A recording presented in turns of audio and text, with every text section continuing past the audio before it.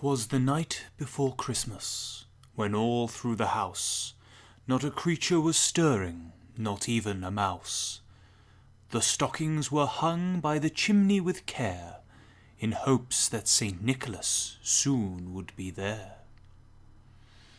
The children were nestled all snug in their beds, while visions of sugar plums danced in their heads, and Mamma in her kerchief and I in my cap had just settled our brains for a long winter's nap. When out on the lawn there arose such a clatter, I sprung from the bed to see what was the matter. Away to the window I flew like a flash, tore open the shutters, and threw up the sash. The moon on the breast of the new-fallen snow gave the lustre of midday to objects below, when what to my wondering eyes should appear but a miniature sleigh, an tiny reindeer,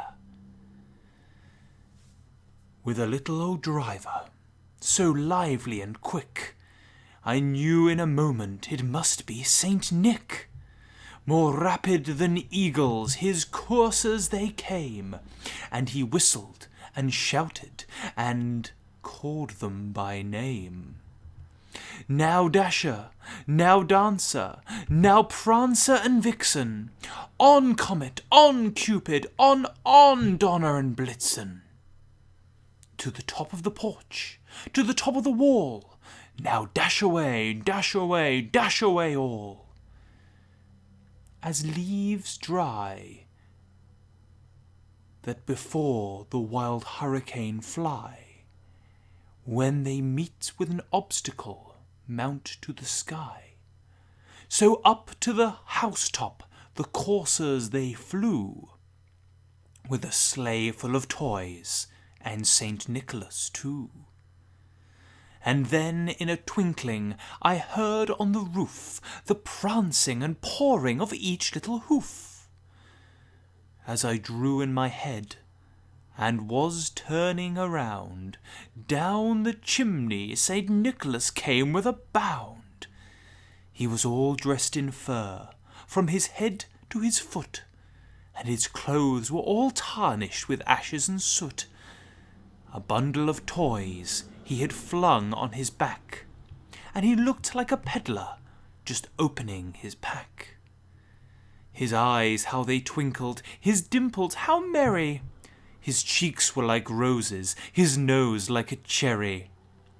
His droll little mouth was drawn up like a bow, and the beard on his chin was as white as the snow. The stump of a pipe he held tight in his teeth, and the smoke it encircled his head like a wreath. He had a broad face and a round little belly that shook when he laughed like a bowl full of jelly. He was chubby and plump and a right jolly old elf, and I laughed when I saw him in spite of myself. A wink of his eye and a twist of his head soon gave me to know I had nothing to dread.